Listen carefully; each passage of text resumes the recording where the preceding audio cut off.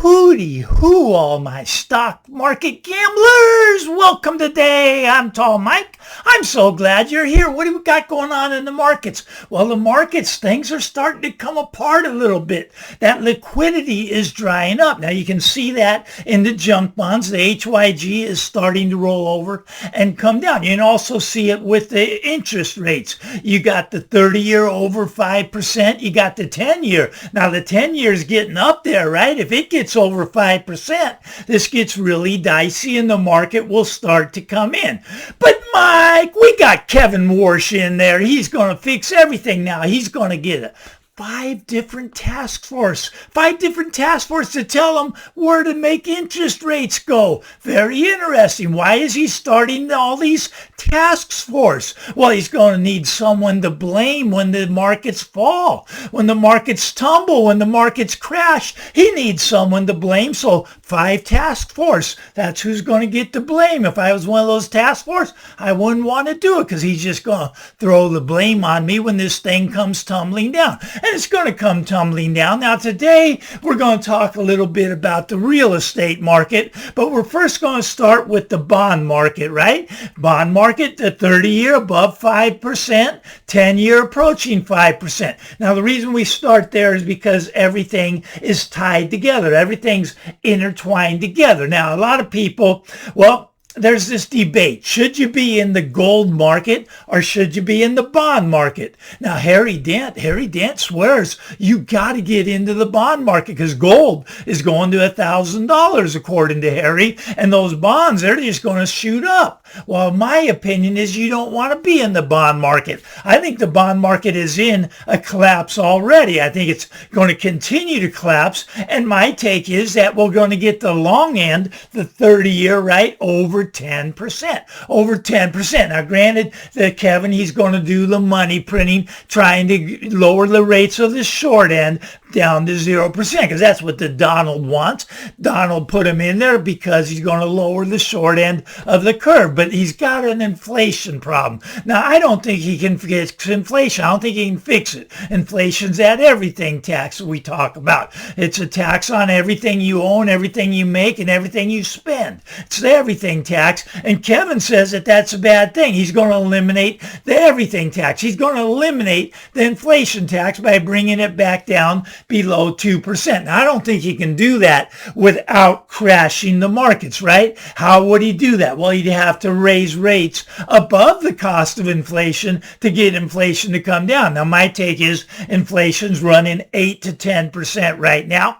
Government tells you we're down at 3 point something. We're under 4%, right? But we're still well above that 2% target. But what happens when the inflation starts to take off? Well, the long end of the bond market goes higher because no one will loan the government money at a cheap rate because they want more than the rate of inflation. When people start to realize that inflation is not coming down, that's actually going to head higher, 10, 12, 14%. They're going to want to be paid on the long end of the bond market. So the long end going 10% or higher. Now 10% or higher on the long end means your mortgages. What's going to happen to your mortgages? Well, they'll be 10% above 10%, probably 12 to 14%. What will this do to the housing market? My take is that it will come down.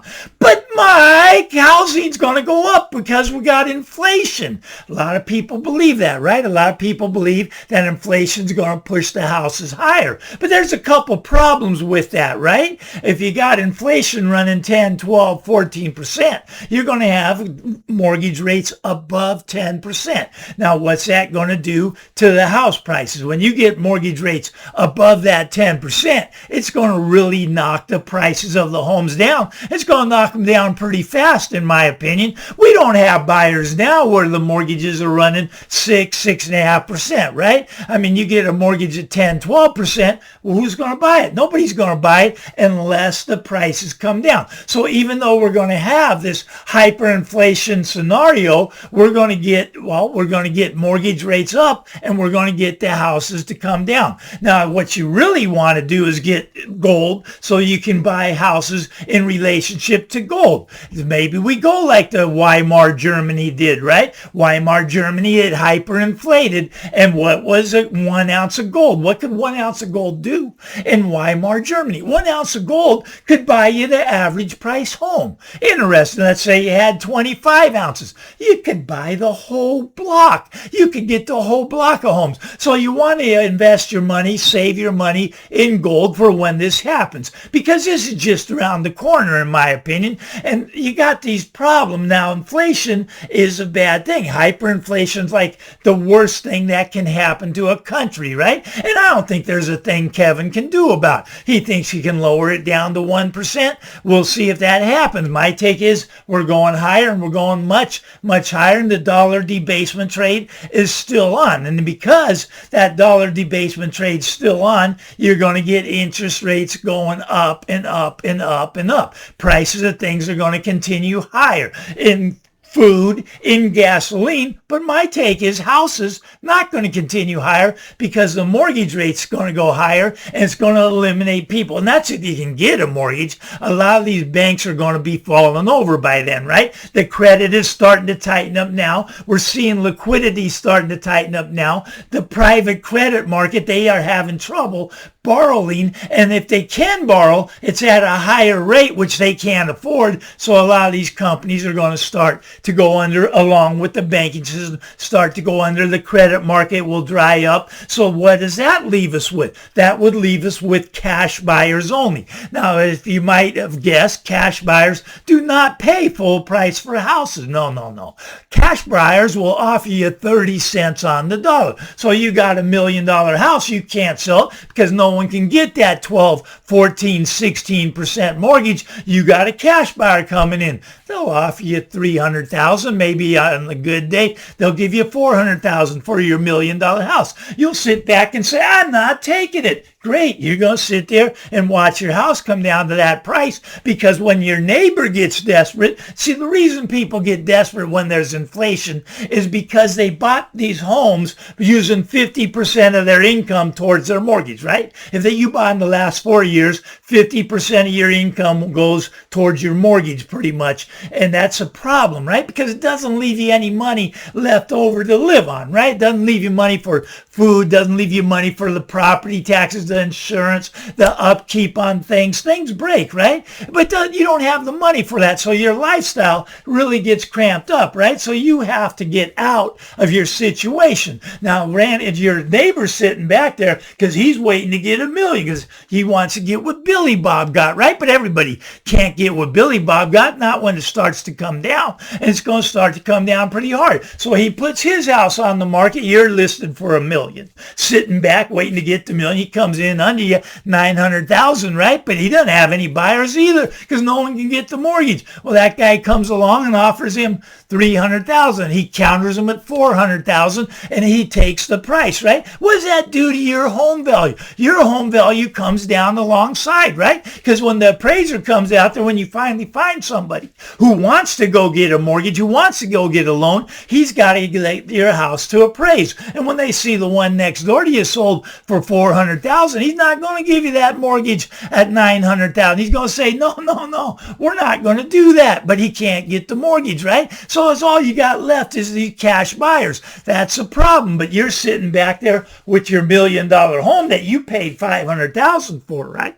So you got $500,000 in equity, you think, and you're all right because you've got a 2.8% mortgage that you can make the payment on until you lose your job, until the job losses come in. Then you can't make your payment. Then you become the desperate seller, and all of a sudden you'll take that $400,000, but it's not there anymore. $300,000 there, and that's what you'll be taking. This is going to get ugly really quick. A lot of people don't think this can happen, especially not in the United States of America. Home prices in the U.S., they only go up higher and higher and higher, right? Okay, so we got 1 out of every 6 sellers sellers right now. 1 out of every 6 sellers right now is selling at a loss. Very fascinating, right? These are people that bought in the last 4 years. They're now becoming the desperate seller. Once again, they took 50% of their income to pay for their mortgage payment every month, right? And doesn't leave them money to live. So they don't like the situation.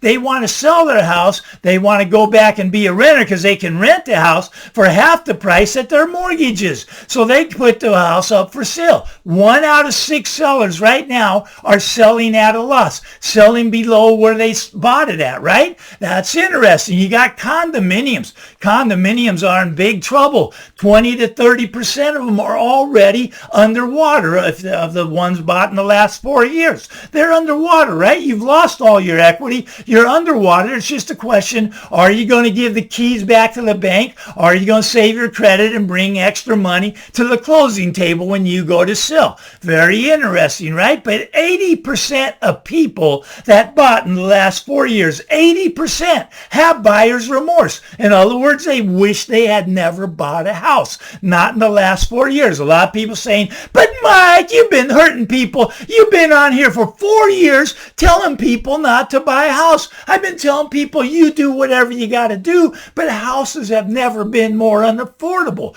They are unaffordable. And the people that are bought in the last 4 years, sure, they put 50% of their income into the mortgage, but they're sitting there with buyer's remorse. They can't go on vacation anymore. They're watching their friends go on vacation. Their friends have a good life. All of their money is tied up in the house, and they're trying to make the payment so they don't have to give the property back to the bank. And to be perfectly honest, the bank doesn't want the property back. You got the FHA loans, right? They're now starting to, they're starting the moratoriums again. They can go on this, forbearances, if you will. You don't have to make your payment. You can extend the payments, and they'll tack the amount you owe on the end of your mortgage. Now, that's if you have some equity left in your house. A lot of people, they can't do that anymore because the equity in their house is completely wiped out already. So what do?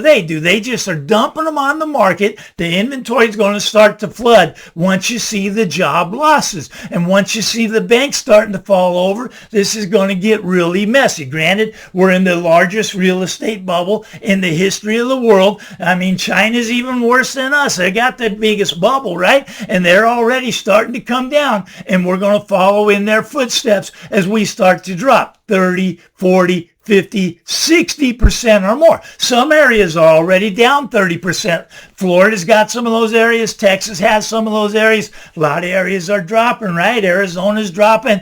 Vegas is dropping. There's my area is dropping too, right? I mean, we're down, I don't know, 10% already from the highs here. It's starting to come down in Silicon Valley. Why? Because the layoffs are starting to happen. AI is replacing a lot of these high-paying jobs, and you lose your high-paying job. Well, you can't make your mortgage payment. Can't make your mortgage payment. What do you got to do? Well, you can try to borrow against your equity, but that's really hard to do once you lost your job. Very few people will give you the HELOC loan with no job to pay it back, right? So the only option really is to dump the house onto the marketplace, and that's what we're seeing. Inventory starting to creep up.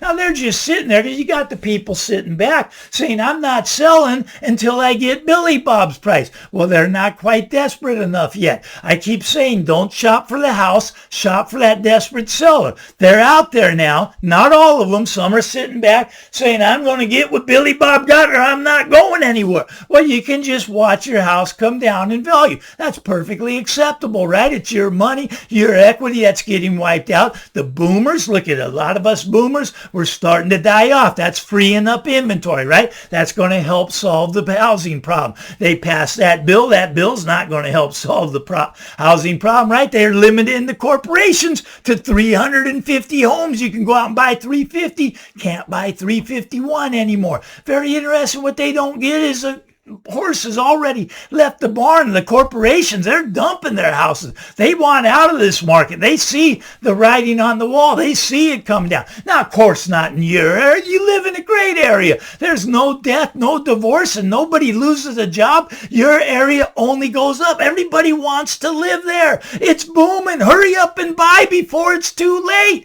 It's going to go to the moon. You got a lot of moon boys out there still. I get them in the comments. They're moon boys, right? They don't see the market shifting. They don't see the market changing. That things are turning. Things are turning fast. That things are going to start to come down. You just watch that 10-year bond. It gets above 5%. This is all going to come crumbling down. And I don't think there's a thing Kevin Warsh can do about it. Anyways, if you like this stuff, give me the thumbs up. Punch that subscribe button. Get out there, everybody. Have a great day. We'll talk to you again real soon. Bye-bye now.